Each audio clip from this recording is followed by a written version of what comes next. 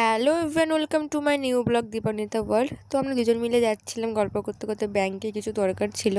তো ওখান থেকে চলে গেছিলাম স্কুলে।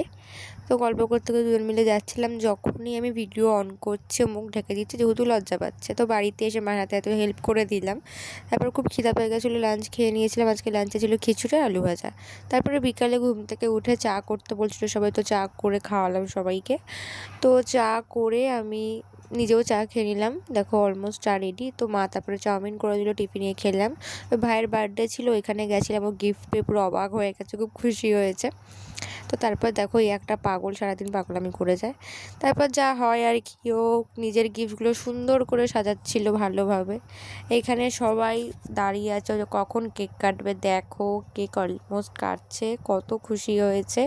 তারপর সবাই মিলে আমরা মজা করছি। এটা একটা এরকমই গ্রুপ, আমরা সবাই যখন একসাথে হই খুব খুব মজা করি।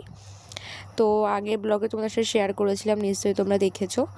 তারপর দেখো আমাকে কেক খাওয়াচ্ছে, হ্যাঁ নাচতে নাচতে এসছে। তারপর ওকে আশীর্বাদ করে নিচ্ছিল ওর মা। এই একজন প্রচুর ডিস্টার্ব করছিল আমাকে, কেউ ঠিকমতো ব্লগ করতে দিচ্ছিল না, কেউ হাসাচ্ছে, কেউ এই করছে। এরা তো রয়েছেই, এই কজন আমাকে ব্লগ করতে দেবেই না, কন্টিনিউ ডিস্টার্ব করে যাচ্ছে, টোন কেড়ে নিচ্ছে, উল্টাপাল্টা বকছে। তো যাই হোক, তারপরে আমি ডিনার করতে বসে গেলাম।